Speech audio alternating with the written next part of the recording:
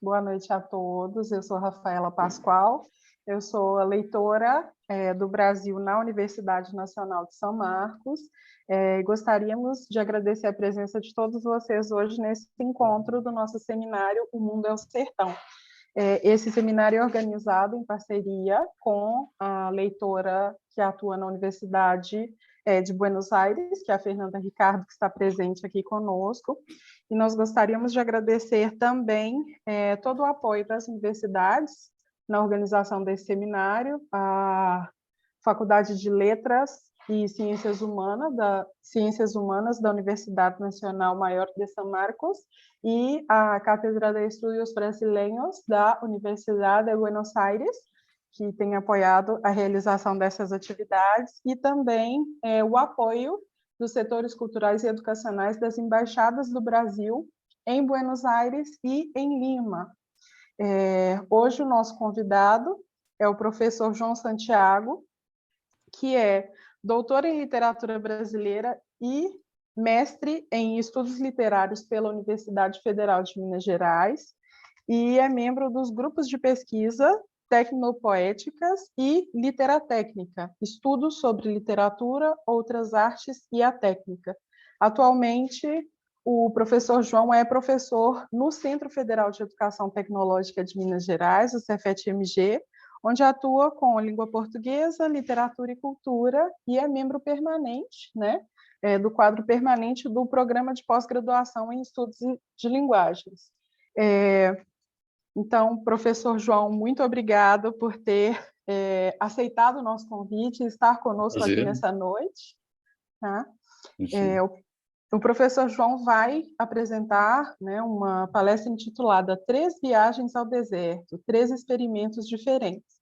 Professor João, você tem a palavra, pode começar. Ok, muito obrigado. Obrigado, Fernanda. Obrigado, Rafaela. Agradeço imensamente o convite. Eu preparei meu texto ao longo desse tempo dado. Espero contribuir de alguma forma aí para as provocações que eu vou fazer em relação à minha trajetória no Rosa, no Guimarães Rosa, que tem como consequência, são 3 viagens, que tem como consequência a última viagem. Eu nem sei se é a última, mas o livro que eu vou lançar agora tem uma pegada diferente e eu vou expor isso para o público agora. Muito obrigado, gente. Obrigado pelo convite. Obrigado a todos que estão vindo também. Vamos lá.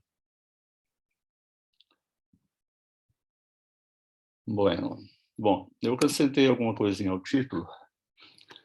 Eu acho importante ter acrescentado, porque diz respeito à minha trajetória mesmo, enquanto intelectual e enquanto pensador, né, político, ético. Então, o texto se chama Uma Volta para a Terra, 3 Viagens ao Deserto, 3 Experimentos Diferentes. Eu coloquei um epígrafe do Walt Whitman, A Terra, isto é o suficiente. Então, o texto é marcado fortemente por esse epígrafe, A Terra, isto é o suficiente. Então, vamos às 3 viagens e a metamorfose que eu vou sofrendo, né, eu vou abandonando algumas coisas e vou mutando de um plano metafísico para um plano imanente, um plano terra a terra, digamos assim, um plano de volta à Terra. Então, são 3 viagens rápidas ao sertão, signo que talvez venha de desertão, entre outras possibilidades, conforme pesquisa de Gilberto Mendonça Teles em seu texto O Lugar dos Sertões. Arte que são 3 os experimentos nossos ao sertão. Digamos que são 2 experimentos acadêmicos e um terceiro com a vontade de espírito livre, isto é, de um pensamento que precisa ser criado, conforme Nietzsche, Deleuze e Guattari, a partir de uma imagem do pensamento para fugir ao pensamento recognitivo, aquele da origem, da causa inicial, do a priori, etc. Importante dizer, antes, toda enunciação é coletiva e dizer eu é apenas um hábito. As 3 viagens divergem muito entre si embora tenha entre elas uma insistência comum que chamamos uma volta para a terra. Volta que recebeu e recebe forças do Grande Sertão Veredas, espaço no qual vemos toda a obra aberta rosiana. Eu chamo o Grande Sertão Veredas de toda a obra rosiana e chamo o romance de romance Grande Sertão Veredas. Com efeito, a gente esquecemos do modo em que víamos a água no romance.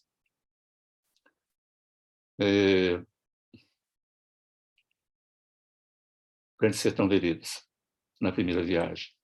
Esquecemos não da água em si e seu movimento, mas daquilo que a empossa, o pensamento metafísico que lá utilizamos. Quanto ao esquecimento, estamos com Nietzsche. O esquecimento é uma forma de saúde e com Guimarães Rosa, autor em vizinhança com Nietzsche, Spinoza, Deleuze e Guattari. O que amamos dele, de Rosa, são suas histórias inventadas, então todas aquelas das quais ele já é anônimo. Eis o que uma figura estética diz de si no conto Se Eu Seria Personagem, de Zutameia. Para mim mesmo, sou anônimo. Essa anonimidade do eu leva-nos à multiplicidade de figuras estéticas máscaras que criamos em um processo de criação despedida, pois um livro segue só em sua solidão povoada. Um livro vai embora para ser vivo em si mesmo, faz seu próprio caminho, quer dizer, caminhos em cujos agenciamentos ele deverá viver, se disso for capaz. Quanto ao esquecimento, nossa tônica, antes mesmo de Nietzsche, sempre foi esquecer para lembrar, conforme o poeta mineiro Carlos Drummond de Andrade. Porém, isso era algo que se intensificaria mais tarde e com mais violência em nosso construtivismo do pensamento como criação, quando esse nos atinge, nos violenta e leva-nos a uma aliança vital com nosso pensamento de volta à Terra, o pensamento imanente. A violência aqui que nos atinge é a violência do signo, portanto, é uma violência afirmativa. Eu creio que um livro que não nos violenta não deve ser lido. Assim. O livro tem que nos chacoalhar, tem que nos deixar atônitos com as situações. Por isso eu gosto tanto do nonsense e gosto tanto do nonsense de Guimarães Rosa. E essas duas percepções da filosofia e da literatura continuam se aplicando muito bem ao nosso pensamento de agora, em que realizamos a terceira viagem, ainda no prelo. Um novo livro, do qual já me despeço, em breve sairá em sua solidão povoada. Isto é, falta a esse livro ainda um devir, um voo solo aos agenciamentos, à sociedade, como um todo, e às forças que a regem, voo solo e múltiplo, para que ele, então, faça rizoma com o mundo, a despeito das multiplicidades que o criou. Nesse nosso passeio sem fim, filosofia e literatura estão mais para uma antifilosofia e uma antiliteratura, se as consideramos uma exterioridade, um fora dentro desses campos organizados da literatura e da filosofia, das formas, fórmulas, estruturas e conceitos molares a serem decalcados e repetidos ad eternum. Então, a filosofia imanente e a literatura imanente são um fora, uma exterioridade afirmativa dentro dos espaços opressivos à arte e à vida. Com efeito, quando escrevi a dissertação, a primeira viagem, dissertação defendida na Universidade Federal de Minas Gerais, 2000-2003, as imagens de água no romance Grande Sertão Veredas, de João Guimarães Rosa, uma poética literária e filosófica já se aplicava, mas não tínhamos conhecimento suficiente para lidar com a imanência, isto é, com o conceito e uma estética da sensação, affectus e perceptus nômades. A sensação aqui, que quer dizer affectus e perceptus, não são sentimentos. Isso lembra a gente muito o poeta português Fernando Pessoa. O poeta é um fingidor, aquela coisa toda lá do poema dele. Esse é o nome do poema agora. poeta é um fingidor, finge tão completamente que chega a sentir que é dor, a dor que deveras sente. Essa dor é uma ficção. Esses afetos e perceptos nômades, embora já estivesse no caminho de volta para a Terra. Optamos, à época, pelas leituras refinadas do químico, poeta e filósofo francês Gaston Bachelard, sobretudo utilizando seu livro A Água e os Sonhos, e esse primeiro experimento já continha, então, a disjunção inclusiva, juntos, porém, guardando suas singularidades, isso quer dizer disjunção inclusiva, do literário e do filosófico, como parte de um estilo de pensamento, nosso estilo. Com efeito, do experimento ou viagem primeira, procuramos de fato esquecer a ideia platônica para não mais lembrá-la, senão por uma violência afirmativa, tendo em vista a terceira viagem, onde experimentamos, em nova novidade, o devir de um sertão, o devir à criação, né? Devir a criar, e tem a ver também com o eterno retorno nietzschiano e o eterno retorno da diferença. O devir de um sertão, sob perspectivas dos filósofos Deleuze e Guattari, cujo pensamento recusa tanto a metafísica quanto a dialética, ainda que se aproveitem deles quando os nota em proximidade cínica transvalorável, quando os desvirtuam, levando-os a novos rumos. Nós podemos, sim, de acordo com esse filósofo, voltar, né, a esses filósofos antigos, né, que são mais fixadores, né, mais regradores, e, a partir da leitura deles, criar uma outra coisa. Mesmo em relação ao Rosa, mesmo em relação a outros autores, que parece impossível criar sobre eles, é necessário que façamos isso. E tenhamos um processo de criação, de devir, né, em relação a esses autores.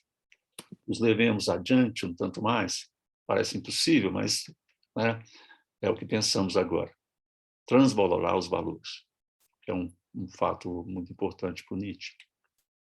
Nesse sentido, já que introduzimos aspectos da terceira viagem ao tratarmos da primeira, resta-nos comentar, nessa ligeira introdução, a segunda viagem, o livro Mundanos Fabulistas, Guimarães Rosa e Nietzsche, Viagem ao Sertão por intermédio da metafísica do artista de Nietzsche, que não tem a ver exatamente com a metafísica platônica, digamos assim, a metafísica do Dionisíaco e do Apolíneo, junto com o prefácio Nós os Temulentos, de Dutameia, Terceiras Histórias, de Guimarães Rosa, no qual a temulência rosiana se avizinha da embriaguez nietzschiana, que, por sua vez, cria uma proximidade forte com a terceira viagem, essa agora que chamamos, nesse texto, de Viagem em Devir Imanente, que é o livro que eu vou lançar em breve. Com esse experimento textual, desejamos, portanto, notar a diferença entre essas três viagens ao desertão, ao Grande Sertão Veredas aberto.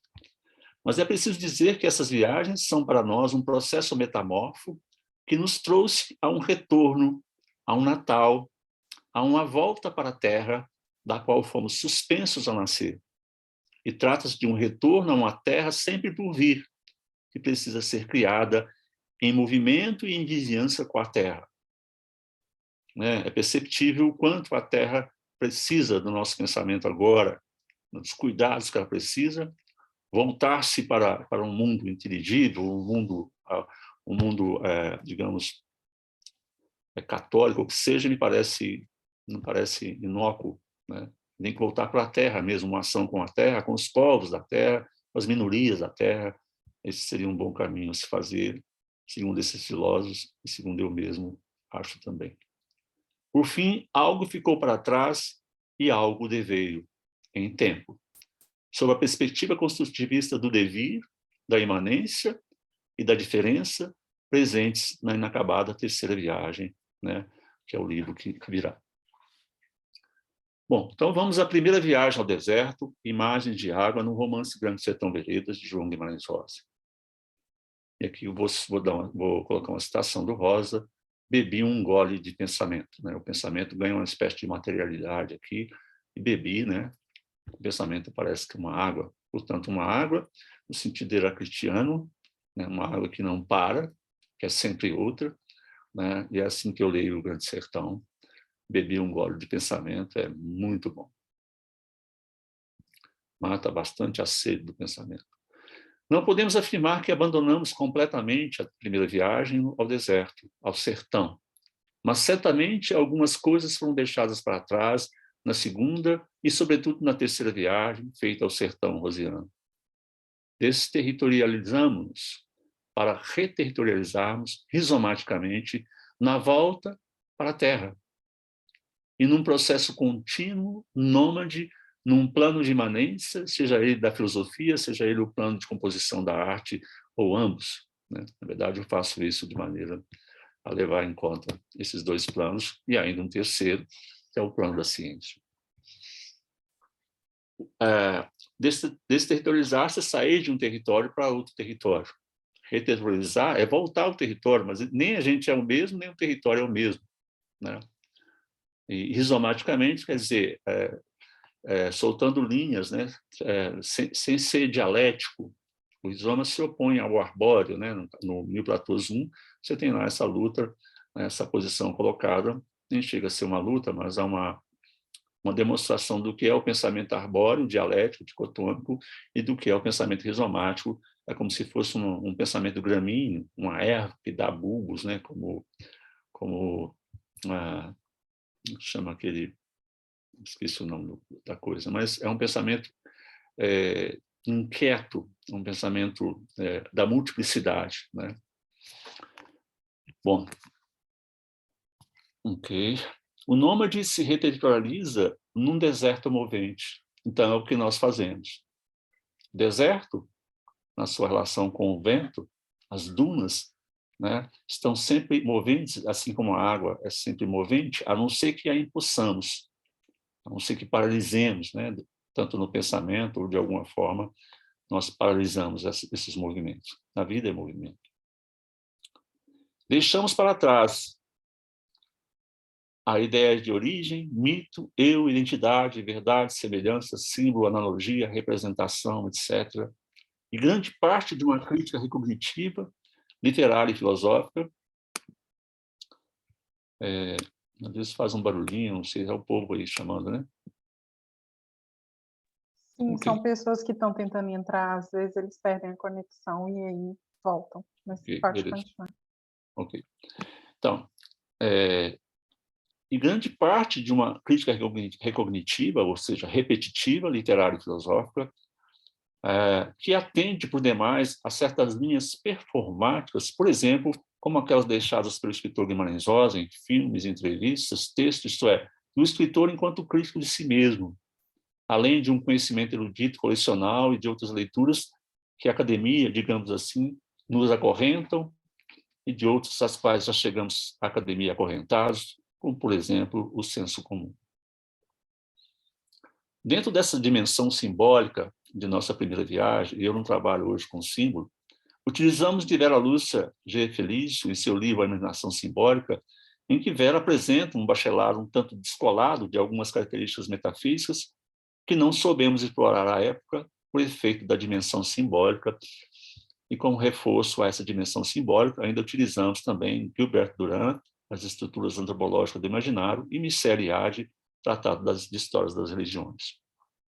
Reconhecemos o valor filosófico dessa crítica, enquanto criadora de conceitos, porém não reconhecemos, por exemplo, a insistência das leituras metafísicas, simbólicas e psicanalísticas pivotantes, pois as abandonamos há alguns anos, esses métodos de abordagem, e mesmo abandonamos a ideia de um método, substituindo por um construtivismo inaudito com o que nos afeta. Nada contra quem explora esses lugares, nós é que abandonamos. Não cabe nenhuma discussão sobre isso, simplesmente nós abandonamos. Desejamos o construtivismo de uma relação afetiva, criativa, com a arte e a filosofia. Quanto às propostas psicanalíticas de Deleuze e Guattari, os quais se autocognominam antifilósofos, para se distinguir do pensamento da representação, escreveram a quatro mãos o livro O Antiédipo, no qual criticam a gravidade e os problemas engendrados por linhas de pensamento, no qual diz respeito aos seus métodos castrantes, linhas do pensamento, que dizem respeito aos seus métodos castrantes e pivotantes, encontrados no platonismo, no hegelianismo e no edipianismo, por exemplo. Lá está tudo clareado pelo Deleuze, né? Se alguém tem alguma questão sobre isso, né? Leia um livro. e toquem em frente. Referimos-nos, sobretudo, aos agenciamentos que levaram os autores Deleuze e Guattari à escrita do livro O Antiédipo, naquele momento de efusão revolucionária na França, a greve dos estudantes em maio de 68. Na leitura das imagens de água no romance Grande Sertão Veredas, primeira viagem realizada em 2000 e 2003, se não contamos com a leitura da obra antes de chegarmos ao universo acadêmico, como dito, utilizamos o livro Água e os Sonhos, de Bachelard, crucial em nosso construtivismo, até ao pensamento imanente, ainda que a escritura bachelardiana esteja presa a uma espécie de mitologia e ao simbólico, como já dissemos aqui. E não podemos deixar de dizer da presença forte de Antônio Cândido em nossa primeira viagem, que levou o professor Benjamin Vidala, que estava na minha banca de defesa da dissertação, a dizer: esquece Antônio Cândido, João. Eu fiquei assim, meio assim, né? Pensando, esqueci o Antônio Cândido. Na segunda e terceira viagem, fizemos o que o professor pediu, esquecemos Antônio Cândido, pois entendemos que ele pediu para que fizéssemos nossas viagens menos por filiação e mais por alianças. No entanto, não me pediu literalmente para esquecer Antônio Cândido. O que ele nos disse foi para que buscássemos nosso caminho. Foi a aula que entendemos um pouco mais tarde, por fim. No entanto, gostamos de ter usado Antônio Cândido quando ele diz de uma vocação ecológica da literatura brasileira, pois partimos desse motivo mais amplo, né? Eu sempre faço isso, do geral para particular, é um jeito de escrever, dissertação. Hoje o livro nem me preocupo tanto, mas na dissertação em tese foi assim, para chegarmos à importância da água no romance Grande Sertão Veredas, dentre outras dimensões de sua crítica. Não esquecemos Cândido, leitor de Nietzsche, político e leitor de Guimarães Rosa. Ele escreveu o pós-fácio do volume dedicado a Nietzsche na primeira edição da Coleção dos Pensadores, em 1973, portanto, em plena ditadura militar. Né? Não é um ato qualquer, assim, né?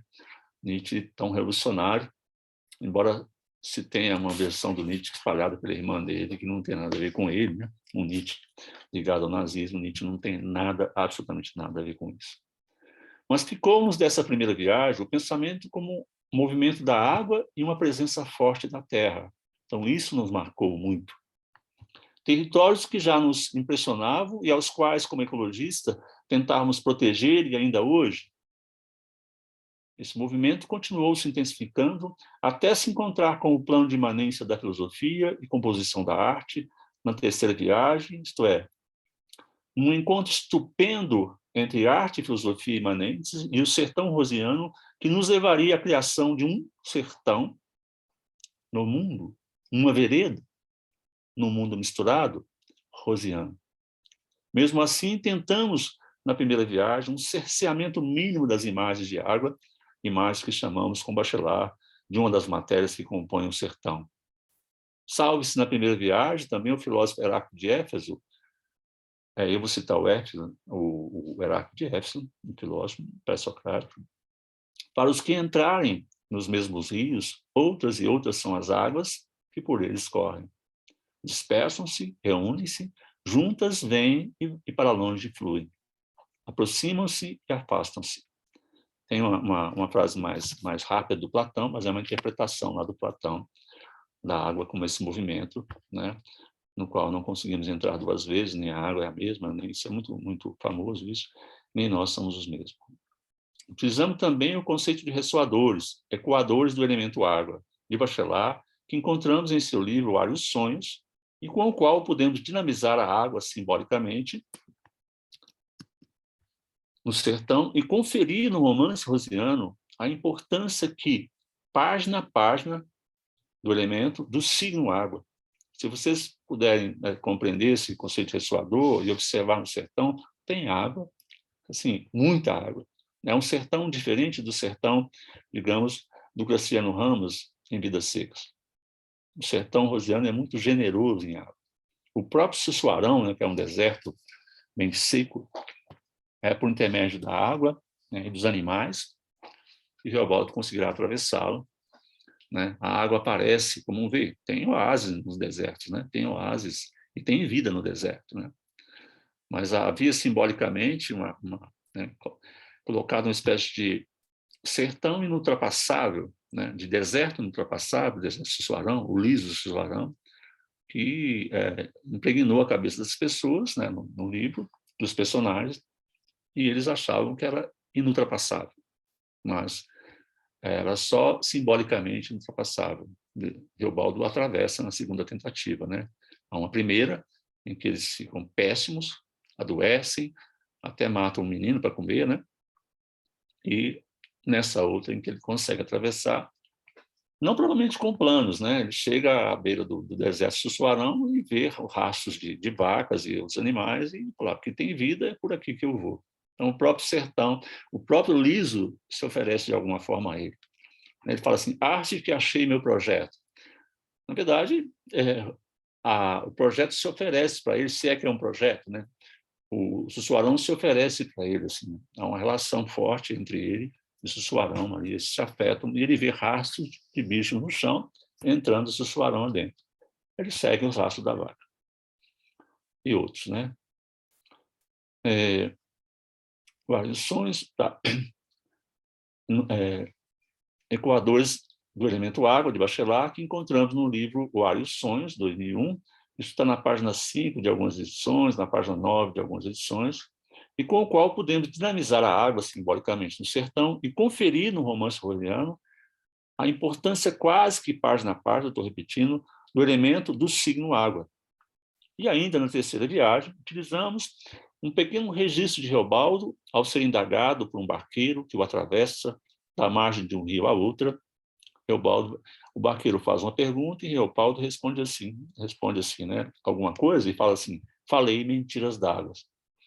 Eu acho que a mentira d'água é um grande, digamos assim, uma espécie de resumo, sumo do que é uma história, né, contada. São mentiras d'água, né, a mentira, digamos, de uma potência do falso afirmativa, né? Seria assim como eu vejo o Grande Sertão, uma potência do falso, que é um termo nietzschiano, mas uma potência afirmativa, uma potência que afirma a vida. Essas mentiras d'água, que é a própria narração de uma história, digamos assim. Diz-se das potências do falso afirmativas, o que nos parece aquilo que diz a arte, aquilo que diz a literatura rosiana, assim como a filosofia heraclitiana, nietzschiana e deleuze-guattariana, em seus diferentes estilos. Fala-se de uma potência do falso e não de uma verdade, né? Como se quer a metafísica. Segunda viagem, Mundanos Fabulistas, Guimarães Rosa e Nietzsche. Né? Isso já é o livro que eu publiquei a partir de uma tese. E eu vou citar aqui também uma frase do Grande Sertão, que é: ressalvo as poesias do corpo, malandragens. Então, vou estar muito interessado nessas poesias do corpo, né? na extensão, né? No corpo, na terra. Portanto, evito, de alguma forma, ou faço críticas, de alguma forma, à metafísica que também perpassa por lá. O novo salto em direção à Terra aconteceu com o livro fruto de uma tese de doutorado terminada em 2007, que dá título à segunda viagem. Não era esse exatamente o plano. Tínhamos um outro que veio acompanhado com alguns manuscritos que não foram presenteados ainda quando durante a viagem primeira. Porém, por conta dos agenciamentos que se seguiram, os planos tornaram-se outros. De crítica genética, estudo das mudanças literalmente ocorridas na produção dos livros do escritor João Guimarães Rosa e das cópias que geravam nessa produção, mudamos para um estudo sobre a Rosa e o filósofo Friedrich Nietzsche e o seu livro Nascimento da Tragédia, Helenismo e Pessimismo, um livro publicado, né, pela primeira vez em 1872, portanto, ainda no século XIX. Nesse livro, ele trata da metafísica do artista que difere do socratismo moral dialético, que, com seu projeto de racionalidade, mata a tragédia, mata o espírito livre, de acordo com Nietzsche, né, esse projeto do socratismo. Isso mudou tudo. Assim, desterritorializamos-nos para o território trágico nietzschiano e fomos com ele ao sertão. Sendo assim, nos demos conta do quanto o texto rosiano é dionisíaco e alegre. É isso que nós estávamos interessados. À época, a banca achou o texto muito dionisíaco. Eu falei, é mesmo, porque é isso que me interessava lá, não propriamente o plano mais apolíneo, embora não deixasse de ser apolíneo, mas a grande novidade é ele ser mais dionisíaco, é eu encontrar essa parte mais densa, mais dionisíaca. De fato, interessou-nos mais o dionisíaco no texto rosiano, embora o estudo contivesse sua dose de apolíneo. Essas duas forças convivem em tensão, não em oposição sistemática no sertão rosiano, e nem por Nietzsche elas estão em oposição sistemática. Digamos que, grosso, o dionisíaco está para o delírio e Apolo está para uma certa racionalidade. Existiam poucos textos sobre o assunto envolvendo o escritor mineiro e o filósofo alemão, e nenhum estudo mais longo, ao menos não conhecido. A questão do delírio, né, sobretudo na obra de Deleuze e Guattari, sem delirar você não cria. Né? É preciso delirar, é preciso uma espécie de uma esquizofrenia mesmo, no sentido conceitual, não uma esquizofrenia no sentido clínico. Né? Deleuze trata isso no Crítica Clínica. Né? É preciso delirar, é preciso desorganizar-se, né? É preciso sair desse estado de prisão. Delirar é um tanto isso. Né? E existiam poucos textos. Nesse momento, já fazíamos uma crítica mais contundente ao mundo das ideias. Porém, faltava muito para percebermos as intromissões da representação, né, em nosso pensamento, percepção essa que amadureceria mais tarde com a terceira viagem. Uma viagem em que criamos um plano de imanência ou consistência, criando uma imagem do pensamento para ir ao sertão e convocarmos um sertão. Né? Criar essa imagem do pensamento demandaria aqui uma espécie de outra aula, mas se o pensamento é criação, e eu concordo com o filósofo, para pensar você tem que criar uma imagem do pensamento, e ali estarão contidas algumas coisas concomitantes, uma figura estética, um plano, o plano, e tudo isso é o plano ao mesmo tempo, essa figura estética, esse plano, que é um plano de conceitos, ou pode ser um plano de composição da arte, né? Sensação, afetos e perceptos, e com esse plano você fazer um crivo no caos, e a partir do caos você vai pensar. Nós pensamos a partir do caos, e não de um projeto de racionalidade. Nós não racionalizamos para pensar, nós partimos de um caos. Então, isso fica... eu sei que isso aqui mereceria uma coisa mais aberta, uma explicação maior, mas não dá tempo. Para essa segunda viagem, utilizamos do prefácio Novos Termolentos, terceiro prefácio de Tutameia, em que um bêbado, um borracho, um signo, faz sua via sacra pelos botecos da cidade até tumbar-se em sua cama ao final da jornada. É uma série de piadas requentadas, como Rosa disse. Nesse sentido, tropicalizamos a embriaguez nietzschiana. Fizemos uma síntese disjuntiva inclusiva, reunimos a noção de termolência em Rosa ao conceito de embriaguez nietzschiana. Tropicalizamos, de certa maneira, a embriaguez nietzschiana. Guimarães Rosa leu Nietzsche e trabalhou na Alemanha durante a ascensão do nazismo e fascismo italiano. Um de seus contos mais emblemáticos nesse sentido, creemos que seja O Mau Humor de Wotan, do livro póstumo Ave Palavra. Nessa segunda viagem, estendemos a leitura para outros territórios rosianos, além do romance Grande Sertão Veredas. Deleuze já aparece timidamente na segunda viagem com seu livro Nietzsche, da editora portuguesa Edições 70. Foi o único que utilizamos. Né? À época, até a banca considerou, né, que eu deveria usar o Deleuze, mas eu falei, olha, eu estou aqui ainda matutando com Nietzsche, eu acho que seria arriscado eu juntar dois pensadores tão fortes e eu não daria conta durante a tese. Isso o que recebi o apoio da minha orientadora. Porém, algumas coisas nos incomodam nessa segunda viagem, mas não a invalidamos de todo. O que nos incomoda é a dimensão metafísica que ainda o atravessa, isto é, o símbolo, o significado, a dialética, o mito, a semelhança, a representação, etc. Dimensões que pesam sobre o universo cartográfico da sensação, afetos e perceptos e emperram o pensamento na decalcomania e repetição da mesmidade. Né? Essa repetição de conceitos, os conceitos morrem, o conceito nasce para morrer. É preciso novos conceitos para a gente entender a época em que a gente vive, para resolver problemas em que a gente vive, né? O conceito, ele vem para isso. A filosofia, para o Deleuze, eu concordo, né? O papel dela é criar conceitos, né? Então, assim, às vezes as pessoas confundem que o filósofo sabe tudo, alguma coisa assim. Não, a função da filosofia é criar conceitos. O filósofo, para ser filósofo, precisa criar seus próprios conceitos, né? Eu concordo com isso.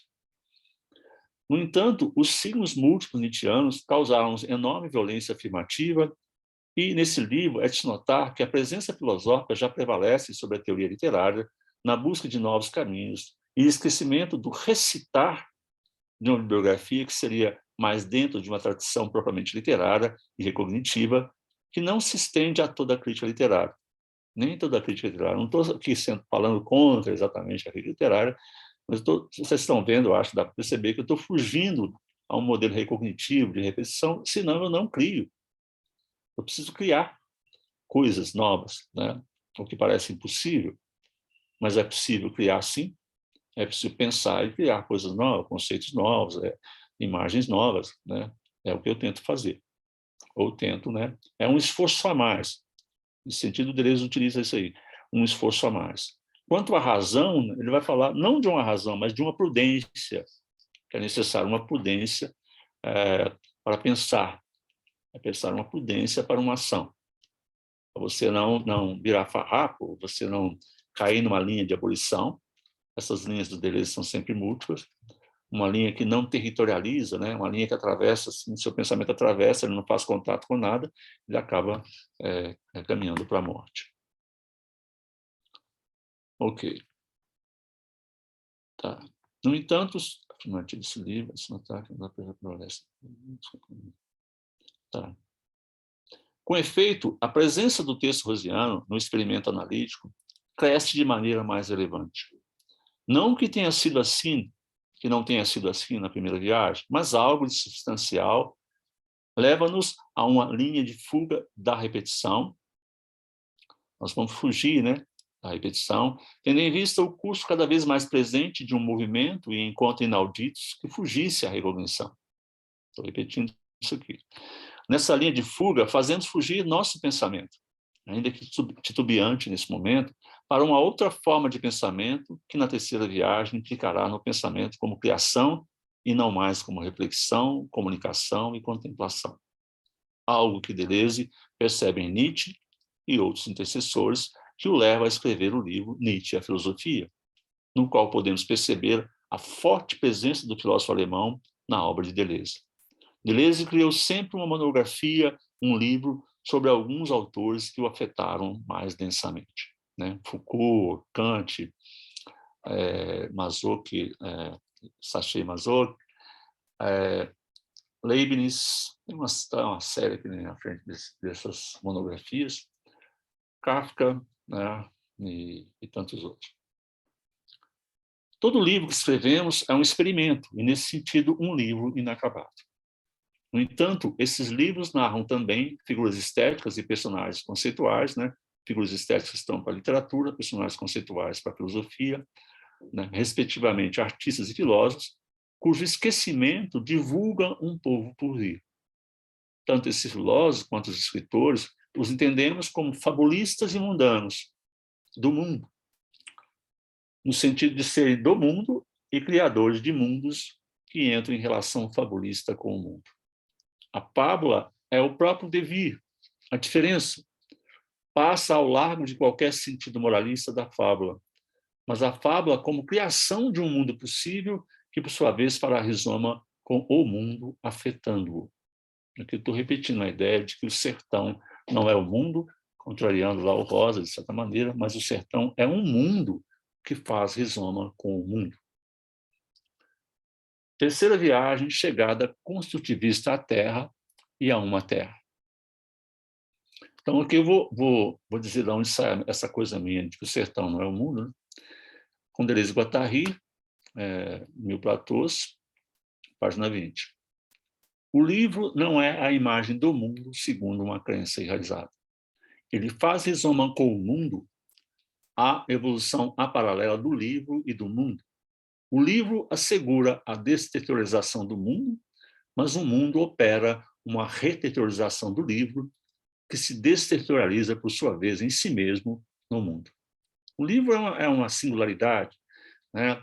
Ele tem a sua própria, digamos, seu próprio povo ali. O livro deveria, né, segundo os autores da Deleuze e Guattari, convocar um povo por vir, que é esse povo revolucionário, que sempre deve ser convocado, sempre. Deleuze se utiliza muito do conectivo e, que quer dizer, quando você termina algo, quer dizer, e depois, e depois, e depois. Né? Qual devir? A gente não pode criar e parar, tem que continuar criando. Se você cria e para, você pode criar uma nova metafísica. É complicado? Sim, bastante complicado, mas a gente tem que fazer um esforço a mais. Então, o livro se desvaloriza em si mesmo no mundo se ele é disso capaz e se pode. Porque é difícil o livro se manter no mundo, considerando as forças régias do mundo, as forças que comandam o mundo. Né? Enfim, Deleuze e Guattari, 1995, página 20, no Platôs. O conceito de rizoma, né, que nós aproximamos muito das ideias de veredas no Rosa, quer dizer, um grande sertão múltiplo, né, essa ideia lá, né? O conceito de rizoma, em algum momento, nos chamou a atenção. Pode ter sido esse conceito um impulso afirmativo que deflagrou em nós uma curiosidade a mais sobre o universo esquizo de Deleuze e Guattari. Desejávamos saber o que era esse conceito. Para tanto, agimos. Gostamos de desafios e empreendemos uma leitura mais profunda do revolucionário universo esquizo-filosófico de Deleuze e Guattari. Enfim, compramos o que pudemos comprar e ler sobre Deleuze e Guattari e sobre Guattari. E sobre também os autores que os comentam e outros autores que são próximos a ele. A gente já tinha lido Foucault, dentre outros tantos. E não demorou muito para que queremos produzir um texto vizinho à lógica nonsense desses autores e aproximá-los da não-sensibilidade rosiana. Imaginamos, nessa incursão filosófica imanente, refazer a terceira viagem aproveitando a primeira. Mas, como sempre, não gostamos de repetir algo que já fizemos. Continuamos lendo os autores franceses até que acontecesse o que aconteceu há cerca de 8 anos atrás, quando o livro em que relacionamos ao Rosiana aos autores franceses teve início ao tempo de sua escritura, chegada à gráfica, que então disparou um processo para que o livro, Esquecido de Mim, ganhasse vida própria. O que escreve o livro, né, segundo Deleuze e Guattari, é uma figura estética. Eu tenho coisas a dizer sobre o livro, mas o livro vai se virar sozinho. Ele ganha vida própria. O que eu posso dizer do livro é o que ele interpreta do livro. Né? E os outros autores também, outras pessoas que quiserem, né, fazer a crítica ao livro, que façam e tenham a sua interpretação do livro. Mas o livro esquece de mim. Né? Eu posso até não querer esquecer dele, mas ele esquece de mim. Nesse livro, não nos dispomos apenas a apresentar coisas inauditas na obra rosiana, mas experimentamos criar conceitos e noções dentro do espírito criativo rosiano e deleuze-guattariano. Dessa forma, por uma lógica nonsense, criamos um sertão imanente que se encontra em potência em meio ao sertão.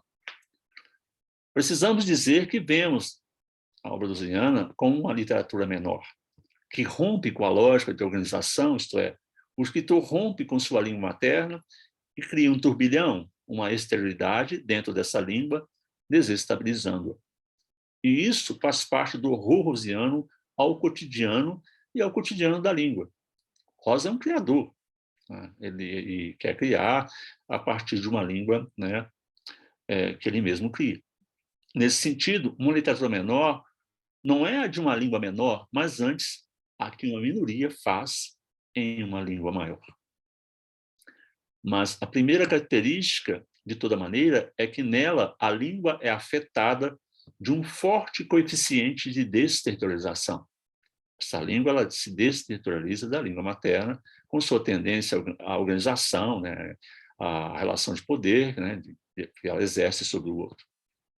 Há nessa minoria construtivista de uma língua uma dimensão ética e política desterritorializante.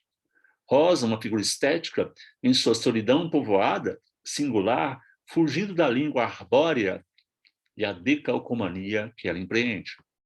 Aqui a crítica, aqui, não vou me estender muito, mas a crítica do Deleuze, em Mil Platôs Uns, é a árvore do Chomsky, que é uma árvore arbórea, né? Uma árvore dicotômica, assim, ela aprende a língua, né? Naquela árvore. Professor João, Diga. 5 minutinhos para poder concluir. Ok. Obrigada. Deixa eu ver aqui. Eu estou acabando. Peraí. Tá. A literatura menor convoca uma língua heterogênea em um viés político e revolucionário, mas o faz em uma enunciação coletiva e em busca de convocar um povo que falta, conforme expressão de Paul Klee, um povo por vir, conforme expressão de Deleuze-Guattari, que de nenhuma maneira se relaciona com a utopia, muito mais com o construtivismo, que exigirá sempre um esforço a mais para que esse povo não se estatize. Por isso, a literatura menor é uma desterritorialização da língua maior, arbórea, hierárquica e distante do exercício múltiplo de uma língua em estado nascente. E essa língua menor é um fora, uma exterioridade dentro dos espaços que tendem ao conservadorismo e dizimação do que excede às suas condutas sobre códigos, leis, dogmas do Estado, do capitalismo, da igreja, enfim, dos marcadores de poder que reduzem a vida aos mecanismos de produção, não no sentido que Deleuze e Guattari dão à produção, como criação afirmativa da vida, mas no sentido necrológico e hierárquico da representação. É preciso atravessar esses marcadores, criar espaços lisos e linhas de fugas que permitam a criação dos mundos possíveis. Mas, para criá-los, é necessário uma dose robusta de nonsense, posto que a racionalidade conserva sua forma replicante e com enorme sucesso financeiro e de público, pois que também desejante. Isso tendo em vista o servilismo voluntário e o ecúmeno de forças conservadoras, como a família, a igreja, os sócios, o Estado, um consórcio cujo Deus e o capital confundem constantes nos agenciamentos. Os agenciamentos são desejos, forças relacionais que nos afetam e produzem alegrias e gangrenas. As forças conservadoras são máquinas de criar subjetividades ante um desejo que, se em si mesmo é revolucionário, pode, na relação com os agenciamentos são produzidos pelos desejos, em ação afetiva com os outros desejos, pode perder sua força revolucionária e cair no ovelhamento da obediência servil e gangrenar. Ao que me parece, estou terminando, nessa terceira viagem, vemos entre os múltiplos sertões rosianos um sertão imanente que foge à representação, que não a atende, que recusa o significado, a repetição do passado e acentua o nonsense, o acontecimento, a história inventada, a cartografia de terráguas, terra e águas, o misturado como agenciamento, o signo, isto é, toda uma dimensão em fuga de uma tradição decalcomaníaca e que faz do livro arte, isto é, faz do livro aquilo que o conserva enquanto tal. Ufa, muito obrigado. Muito obrigada, professor João. Nós que agradecemos aí a sua presença e uma fala tão inspiradora, né? Principalmente nesses tempos em que a academia tem sido tão pesada, né? Acho que eu posso usar esse termo para todos nós.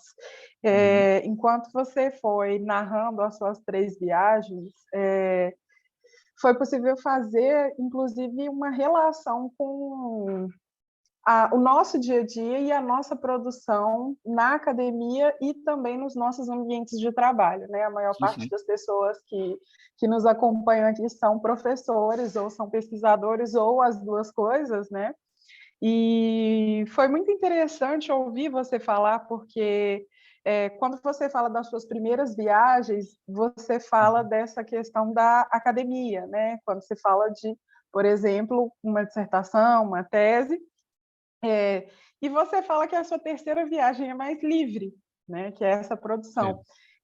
E é muito bonito pensar, né, que a sua terceira produção ela continua tendo um vínculo com a academia, porque você é um acadêmico, você é um professor, né, vinculado aí a programas de pós-graduação, mas eu acho que é reconfortante para a gente pensar que, após essas duas viagens que nós fazemos na vida, o mestrado e o doutorado, né?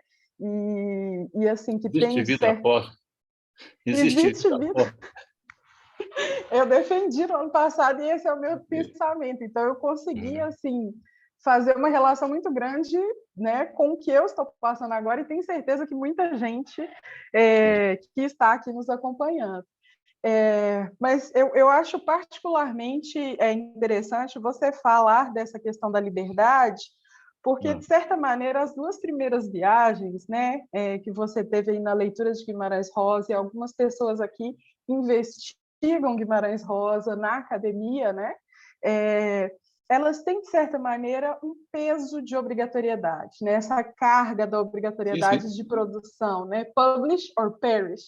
Mas essa terceira viagem, né, que você diz, né, que apesar de estar aí vinculada à academia, você chama de uma viagem mais livre. E eu acho que isso É, traz, de certa maneira, uma calma maior para a gente, né? sim, porque assim, a ideia do fora, né, que é a ideia da própria literatura ou da própria arte, da ciência da arte, Uhum, você cria uma exterioridade dentro do dispositivo. uhum, Não tem como sair do dispositivo, seja ele a escola, seja ele o sócio, né? O sócio é conservador. A cidade é uhum, conservadora. O uhum, capitalismo é conservador. As próprias forças são conservadoras, né? Então você tem que criar uma exterioridade dentro, porque não tem como criar isso fora, no mundo extra.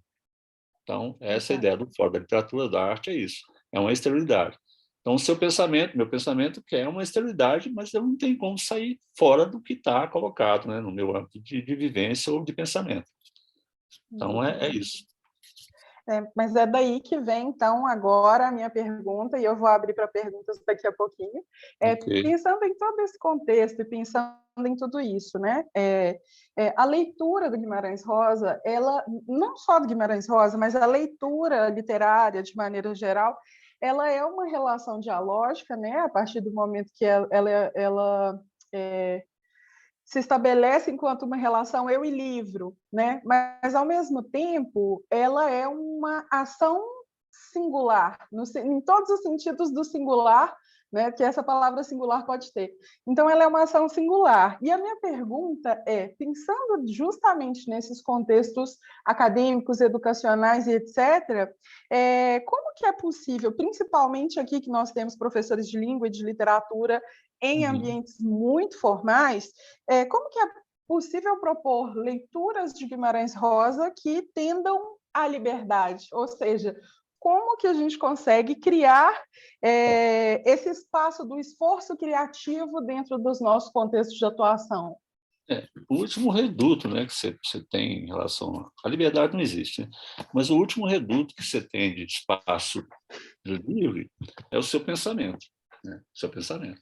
No seu pensamento ninguém toca, mas ao mesmo tempo você tem uma máquina de criar subjetividades, né, o próprio sistema, que pode te roubar inteiramente a sua subjetividade e você achar que está pensando algo e você está completamente tomado de uma força que não é mais você. Sua singularidade foi para o brejo. Toda singularidade, por Deleuze, é múltipla. O eu, né? O eu que está me tomar remédio. O eu,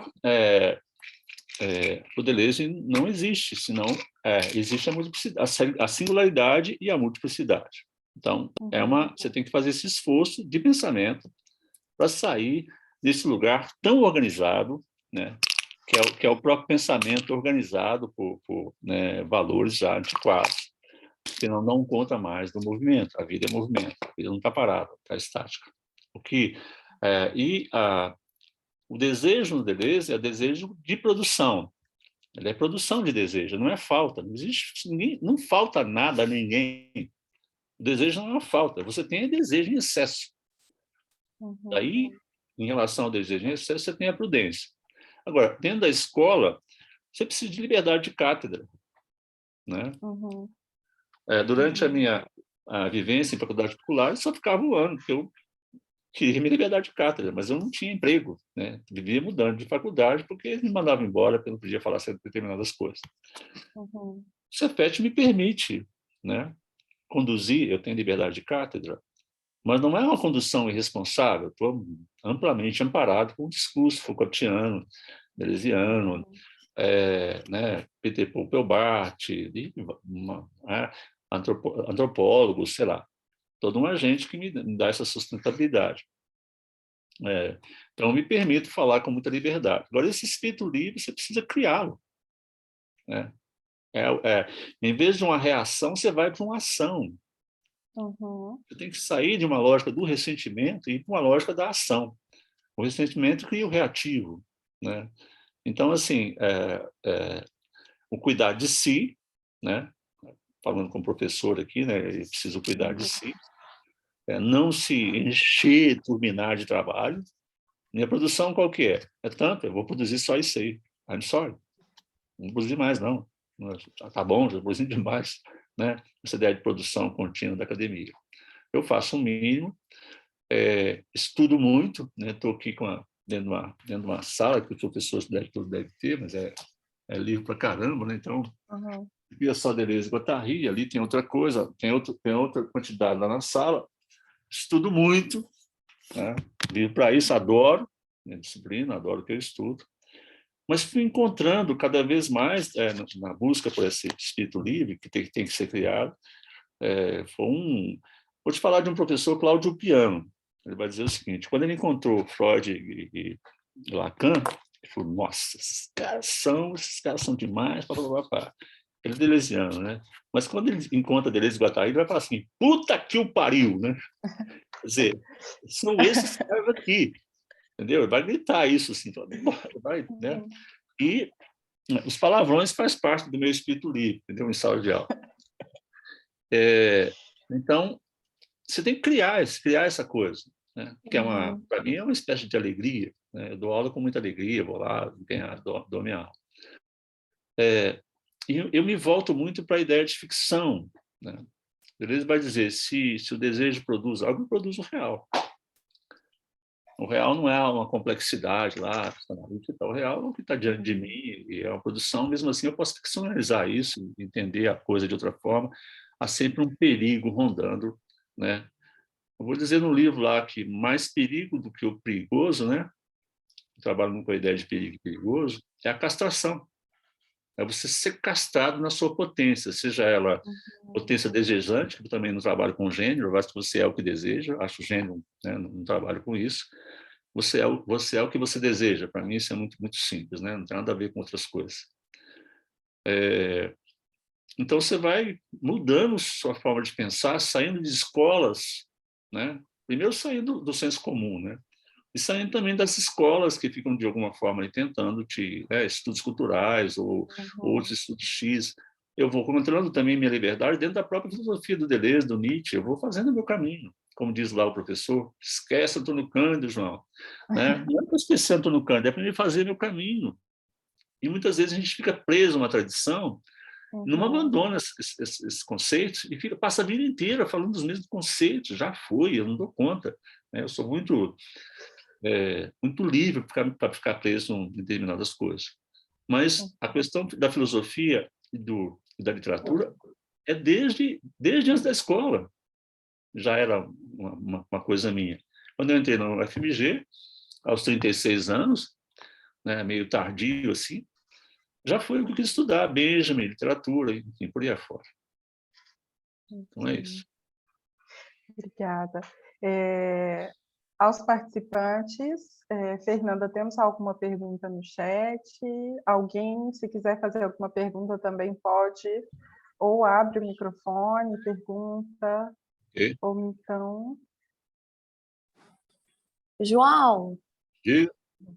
Luciana, eu queria te fazer uma pergunta que eu acho muito interessante quando você fala que não devemos falar o sertão, e sim um sertão. Sim.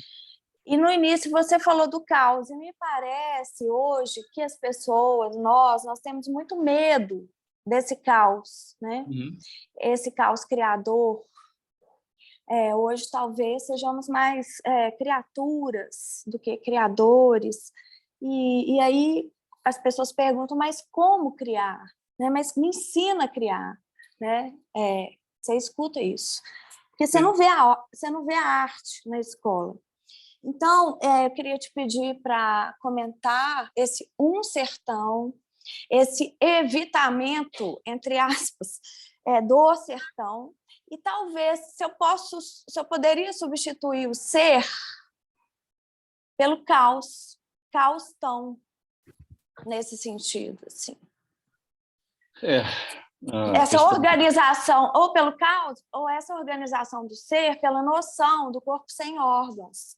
Talvez o corpo sem órgãos tão nesse sentido, do que essa ideia de organização do ser, que o ser nos traz.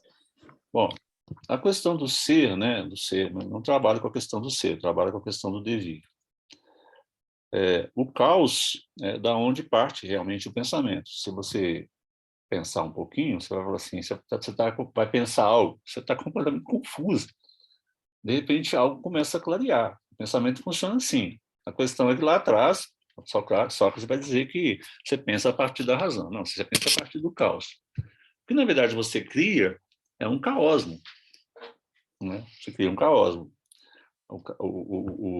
Uma certa ordem do cosmo e a coisa do caos.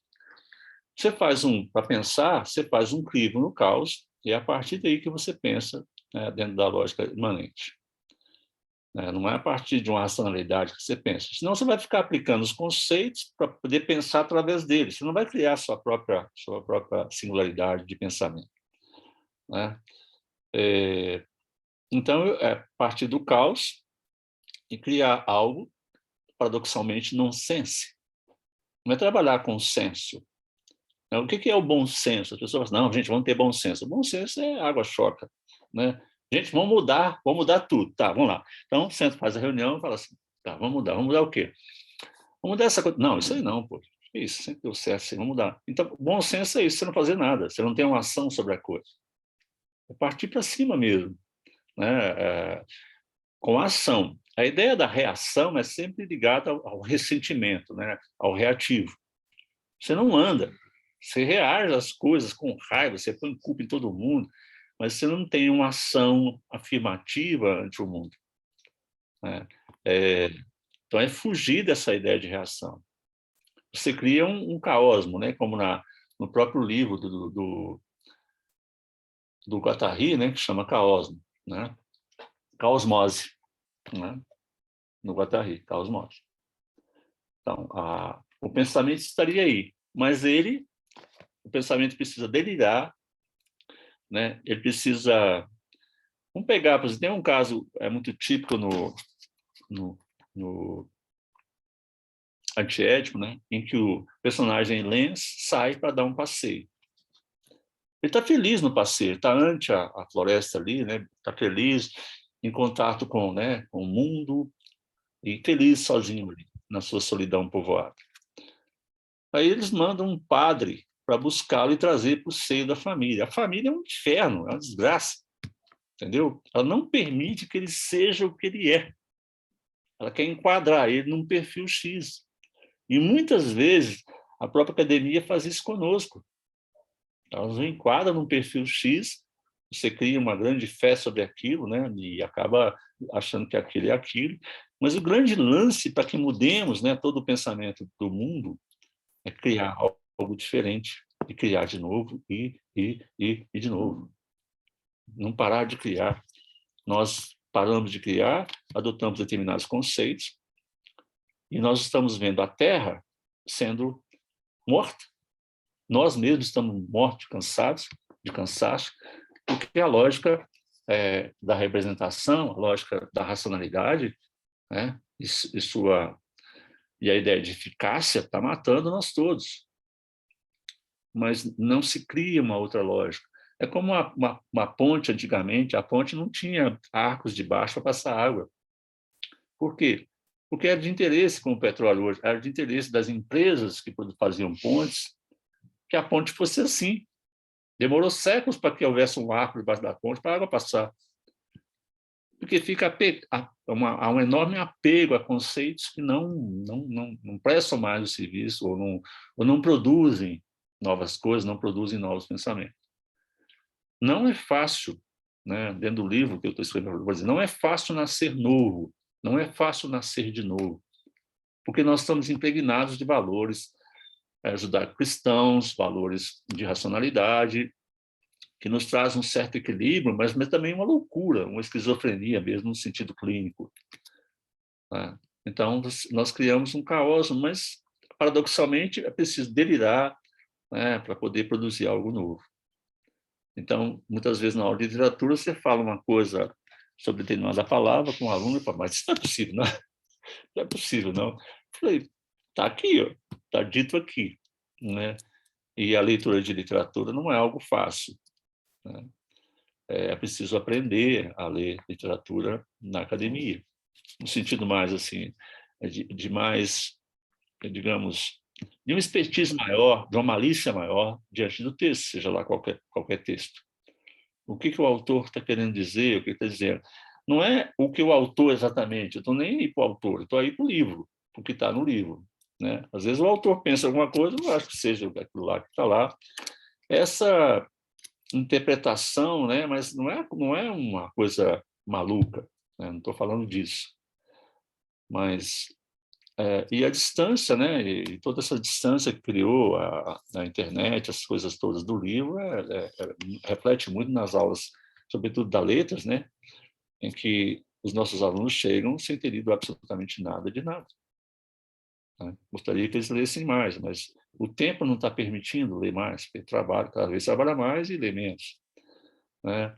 E não frequentam livrarias, não frequentam sebos, não têm o afeto necessário, o desejo necessário, porque também nem teve uma relação muito forte com isso. Né? Passa a ser o celular toda a relação. Comprar livro não dá, porque o livro está caro, não está caro, é difícil. Para você construir um pensamento criativo, você tem que ler, ter curiosidade com as palavras. Eu sou muito curioso, falou uma palavra que eu não sei, eu quero saber o que é. Né? Anoto muitas vezes a palavra para me poder utilizar. Quando eu estava fazendo a tese, a dissertação, olha o que o João, meu filho, falou, porque eu cuidava dele e fazia dissertação. E eu queria silêncio, né? Uma criança de 3 anos, eu queria silêncio assim mesmo. Ele chegou perto de mim e falou, pai, posso fazer umas barulhências agora? Eu falei, você pode fazer barulho o dia inteiro, meu filho. Você inventou uma palavra, se não existe, está dicionário.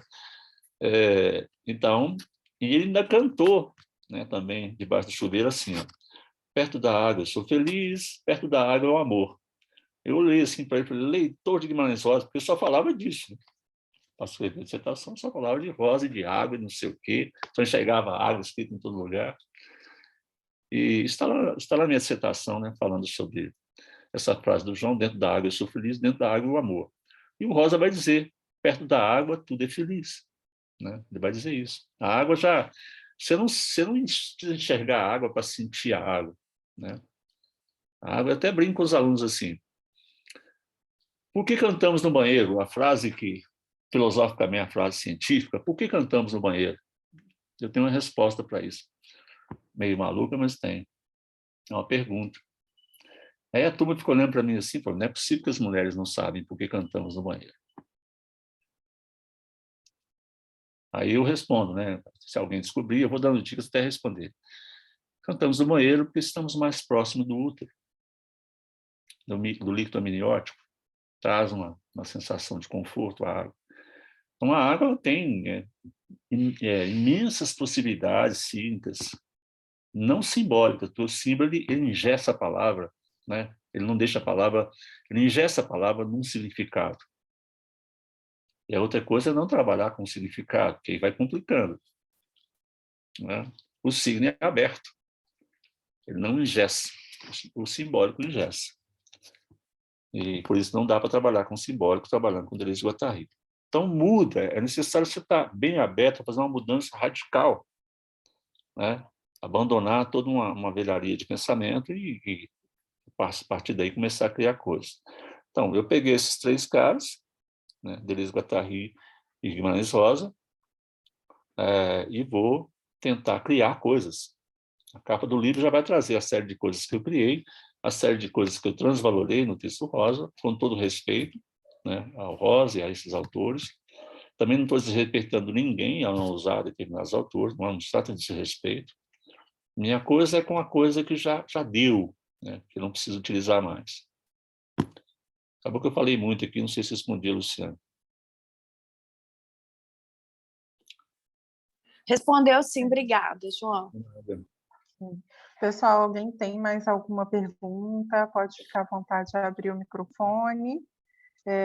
Vou só deixar um recadinho. Nós postamos aí para vocês no chat a lista de presença do encontro de hoje. Então, por favor, acessem e assinem. E tem também aí um link para as redes do leitorado na UBA e na Samarcos, que é onde nós estamos postando as atualizações do seminário e vamos postar posteriormente a notificação dos vídeos, né, para quem quiser retomar aí os encontros. Então, fiquem à vontade para poder seguir. A Dilma fez um comentário aqui no chat falando, né, da importância da leitura. Dilma está aí presente com a gente em vários encontros. Muito bom. E mais alguém, se tiver mais alguma pergunta, fiquem à vontade.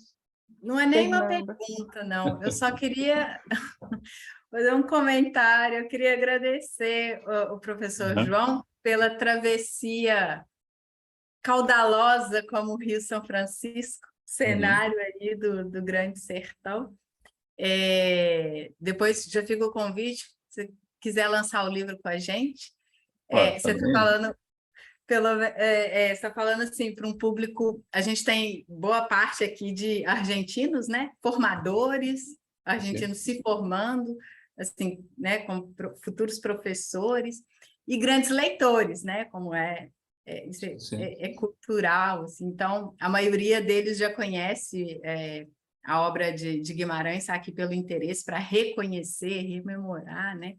Sim. E aí a gente tomando aí, saindo assim, indo mais para essas questões práticas mesmo, né, da nossa profissão, falando sobre esse tempo de formação que a gente não tem, né, que o professor às vezes não tem. Não tem mesmo. O aluno não tem. Então, a gente sempre vai levando algumas coisas para a prática, né, e eu fico pensando, e também pegando partes, assim, da sua fala, né, em que você comenta, né, da gente sair um pouco da zona de conforto, né? Não sei, tentar ser criativo também nesse sentido. Aí eu retomo perguntas que a Rafaela fez na semana passada. Ok. E aí refaço para você agora, assim. Para aquele professor que está pensando, né, em levar o Guimarães para a sala e levar isso de uma forma criativa não sei, para despertar algo nesse aluno, assim, né? Tentar trabalhar aí de uma forma interessante. Qual seria, assim, a sua dica, sua sugestão para que pudesse fazer um trabalho interessante em sala de aula? Olha só, assim, eu acho que o papel do professor é um papel, assim, eu não sou um professor mediador, né? Eu vou em sala de aula e falo algumas coisas lá e dou a aula. A aula pode acontecer em algum momento, naquele momento da aula, daí 1 mês, daí 3 anos, eu não sei quando a aula vai acontecer, não. Eu vou ali provocá-los para mim, com o meu afeto, com o meu amor ao texto. Isso, assim, quando as pessoas me vêm lendo, assim, sabe o quanto isso é forte, a minha leitura, eu me entrego mesmo às palavras. O texto do Rosa é muito desafiante e muito divertido, né? Já escrevi coisas interessantes assim sobre o texto rosiano. O que eu faço é levar mesmo o texto para o enfrentamento. Tem um texto que eu gosto muito de dar aula sobre ele, que é o Famigerado, né? É uma história engraçada de um personagem, um ex-jagunço, que foi afrontado, né, por um outro governo, e disse que ele era famigerado, mas ele não sabia o que era famigerado. Ele sai sertão afora tentando entender, carregando os monstros do governo, né, para saber se famigerado é um elogio e para saber se não é um elogio.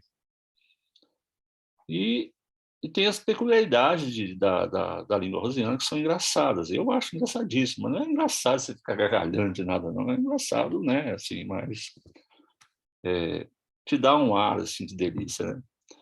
Então, quando o narrador diz assim, né? O cavaleiro, ó, esse ó, homem, ó, né? Aí os alunos falam assim, mas o que é isso, né? O cavaleiro, ó, esse ó, homem, ó. No interior é muito assim comum, né? Você, quando chega alguém importante na cidade, as pessoas falam assim, ó, o homem chegou, né? Então, o cavaleiro, ó, esse ó, homem, ó, né? Tem uma ênfase na importância do cara que está chegando. E trabalhar com as palavras mesmo, né? Trabalhar com as palavras, mostrar essa questão da criação, mas deixar que eles leiam primeiro. Não tem nenhuma fórmula, né? Não tem nenhuma fórmula. A questão é o trabalho sedutor, né? Que o professor tem que fazer com as palavras. E, enfim, é difícil você passar para o outro assim uma fórmula, porque não tem. Eu lanço mão de algumas coisas em sala de aula que eu acho que ajuda no espírito livre, né? Eu toco violão, né? Eu faço essa coisa, eu gosto de tocar violão, não é nenhum problema. Passo uma aula sempre bem-humorada, sempre para cima. Às vezes não dá, mas se eu estiver muito mal-humorado, eu nem dou aula, não. Não vale a pena, vai ser ruim a aula, eu dou aula com alegria, né? Então, não vejo assim, né? Existem também livros, né, quadrinhos sobre o rosa, que pode facilitar um pouco. Existe um vocabulário do rosa que eu nunca comprei, né, explicando lá o que é as palavras. Eu procurei, sem comprar, a palavra Guararavacã do Guaicuí, né? Diz essa palavra lá. O que é Guararavacã do Rio Guaicuí? Não vi, não tinha dicionário, Guararavacã. Eu criei um capítulo para explicar essa palavra na dissertação. Então, partindo de algumas desmembrações da palavra. Água, água, né? Aguarará. Aguarará, existe uma ave, né? Também guará. Existe também o lobo-guará, do rio Guaicuí, da água. É um nome todo líquido. Né? Ter essas percepções, mostrar como que a palavra pode se abrir, né, com uma série de outras coisas. Eu tenho manuscritos do Rosa, né? Ele escrevia o tempo todo. Tem uma folha de caderno dele aqui que ele está brincando com os netos, né? Falando por exemplo, da mortemática. Ele escreve mortemática. E de outras palavras que ele inventa para brincar com as crianças da fazenda em que ele está. Eu teria trabalhar com os manuscritos do Rosa, né? Eu ganhei uma série de manuscritos, cópias de livros inteiros dele e outras coisas. Acabei não trabalhando porque eu sou da teoria, eu sou do pensamento, não sou dessa coisa de ficar enquadrado, procurando isso, procurando aquilo, não tenho a menor paciência para isso, então eu mudei. E é mesmo o amor do professor e as palavras, né, que pode seduzir o aluno. Mas eu falo com ele, não sou professor mediador, não. Eu vou provocar vocês aqui, né? Vocês podem atender, desejar essa provocação ou não desejar essa provocação, né? E faço esse esforço a mais para que eles se sintam tocados, né, pelo entusiasmo do professor. Eu não acho que exista um método de ensino X. É você e a aula, é você e a relação com os alunos, né, afetiva com os alunos.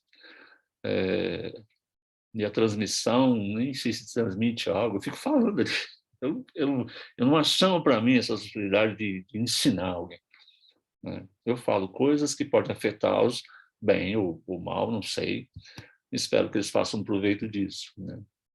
Mas recusa a ideia de professor mediador. Ok, obrigada, professor João. Então, pessoal, já que não temos mais nenhuma questão, nenhuma pergunta, eu gostaria de assim, agradecer imensamente a sua participação e sua presença. Muito obrigado, foi um prazer enorme. Foram muitas palavras que eu tenho certeza que muitos de nós aqui estamos precisando ouvir, principalmente sobre, né, a questão das formas e do excesso de trabalho. Então, eu agradeço muito a sua participação, a presença de todos vocês aqui também, né, os participantes que estão aí nos acompanhando desde a semana passada. Deixo aqui o convite, né? Amanhã nós teremos aí a participação da professora Cláudia Campos Soares, da UFMG. Cláudia. Sim, vai ser o nosso evento de encerramento, e ela vai falar sobre o Destino por um Triz, a força do acaso em Grande Sertão Veredas. Sim. Então, estão todos convidados. Acho que teremos uma pergunta. Fernanda, você pode conferir o chat para mim, por favor? Não, é só Não, agradecendo foi só um mesmo, comentário. foi só agradecendo, dando boa noite. Nada, gente, eu que agradeço a presença de vocês. João, muito obrigada, viu? Foi uma travessia linda mesmo. Obrigado, tranquilo. Muito obrigado. Muito importante.